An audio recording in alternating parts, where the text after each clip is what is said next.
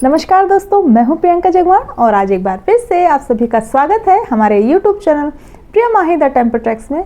तो दोस्तों करते हैं आज एक नई वीडियो की शुरुआत। और आज दोस्तों किसी कारण से मुझे एक बार फिर से जाना पड़ रहा है घर, तो चलते हैं, बढ़ते हैं घर की तरफ।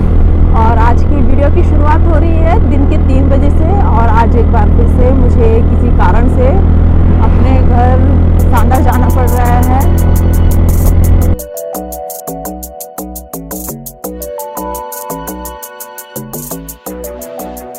और अभी मेरे साथ है मेरा बेटा, और कल वो चला जाएगा अपने कॉलेज के लिए और फिर से लाइफ वैसी हो जाएगी, बच्चों के बगैर खाली खालीपन लगेगा। तो चलो कोई बात नहीं, बच्चों ने अपनी पढ़ाई भी करनी है, पढ़ाई के लिए भी बच्चों को बाहर जाना है ही जरूरी। और अभी आ चुके हैं हम अपने घर वाले रास्ते पे, और अभी दिन का समय है और बढ़िया मस्त वाली हवा चल रही है। थोड़ा सर्दियों का समय तो आ चुका है, लेकिन अभी दिन का समय है तो इतनी ठंडी महसूस हो नहीं रही है, अच्छा सा लग रहा है, ये हवा भी अच्छी लग रही है। और इस पूरे रास्ते में दोनों साइड इतने पेड़ लग गए हैं ना, मुझे तो ऐसा लगता है कि जब आने वाला समय होगा ना 20 से 1 साल बाद, तो ये रास्ता ही पूरा मुझे लगता है बंद हो जाएगा। बस केवल पेड़ ही पेड़ होंगे और आने जाने का रास्ता पूरा बंद हो जाएगा।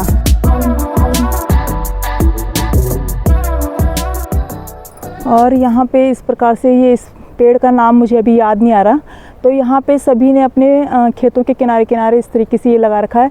तो जब भी अब पीछे पीछे जब घास नहीं होता तो उस टाइम, गर्मियों के टाइम पे ये घास बहुत इस्तेमाल होता है, जैसे कि पनौण के लिए, यानी कि जब भी गाय के पास या भैंस के पास दूध निकालने के लिए जाते हैं तो इनको पनौण के रूप में, घास के रूप में डालते हैं, जिससे वो फटाफट से दूध दे देती हैं।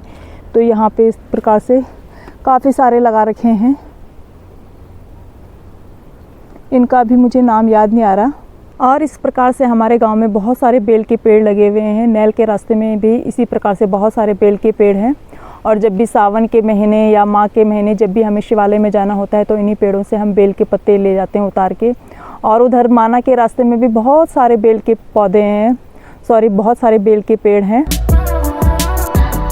आप इस पे ये बेल देख रहे होंगे, बेल लगे हुए हैं। तो ये गर्मियों में जब पक जाते हैं ना, तो इनका गुद्दा इतना मीठा होता है ना, बिल्कुल पीला हो जाता है पक के। और इसका जूस भी बहुत ही फ़ायदेमंद होता है गर्मियों में, ठंडी तास देता है, ये ठंडक देता है ये शरीर को।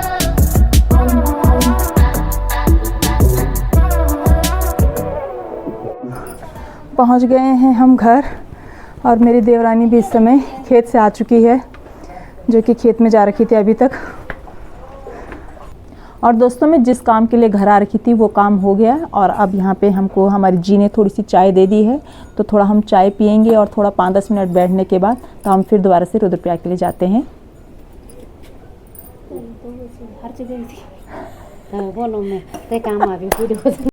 और यहाँ पे अब मेरी देवरानियाँ भी सब बाज़ार के लिए तैयार हो चुकी हैं, और लेकिन ये जाएंगी गाड़ी से, और मैं तो अपने बेटे के साथ आ रखी थी, तो मैं उसके साथ स्कूटी में ही जाऊँगी। तो bye bye bye bye bye bye guys, मिलते हैं। और दोस्तों, तो स्कूटी के बदले हमारा प्लान चेंज हो गया। मैं नैल के रास्ते अपनी देवरानियों के साथ जा रही हूँ पैदल, क्योंकि थोड़ा ऐसा मूड हुआ कि थोड़ा गपशप लगाते हुए जाते हैं, क्योंकि उसके बाद फिर सबका कहाँ होता है, है? ही कहाँ होना है। तो सुन लिया दोस्तों कि बिना गपशप के तो मज़ा ही नहीं आता, तो थोड़ा गपशप लगाने की वजह से है हम नैल के रास्ते जाना है। और फिर सच्ची मुझ में फिर पता नहीं कितने दिन में मिलना होता है, तो इसीलिए हमने प्लान बनाया कि नैल के ही रास्ते हम जाते हैं। और बेटा इस टाइम अकेला गया तो वो हमें नीचे सड़क में मिलेगा। हमारी सासू जी भी आ चुकी है यहाँ घास के लिए, और वो हम जा रहे हैं तो वो भी हमारे बगैर खुदा रहे हैं।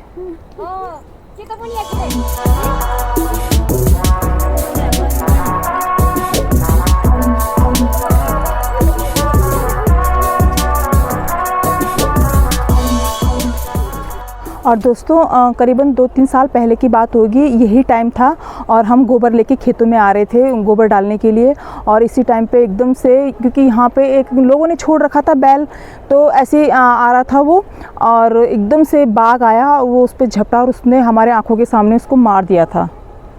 और जैसे मैंने आते वक्त आप लोगों को दिखाया था कि ऊपर बेल का पेड़ है, तो इसी प्रकार से मैंने कहा था ना आपसे कि नैल में भी बेल के पेड़ हैं खूब सारे। तो यहाँ पे भी बहुत बड़ा बेल का पेड़ है, जो कि कई सालों से ऐसे ही है।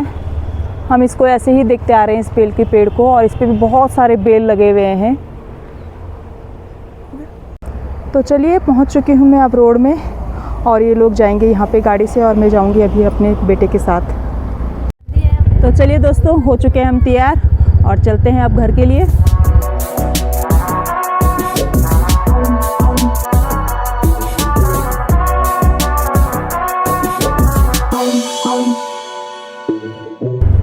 रोज की तरह ये हमारा ब्रोनी बैठ चुका है अपने परफेक्ट सीट पे। उसे पता है कहाँ पे बैठना है, और ये देखिए यहाँ पे। तो चलिए दोस्तों, अब मैं आप सभी लोगों को अपने रुद्रप्रयाग का खूबसूरत नज़ारा दिखाती हूँ किस प्रकार से अभी भी रुद्रप्रयाग में लोगों ने अपने घरों के बाहर से लड़ियाँ लगा रखी हैं, और ये लड़ियाँ अभी भी एकादशी तक ऐसी ही रहेंगी, जिसे कि अपनी गढ़वाली बोली में हम इगास बोलते हैं।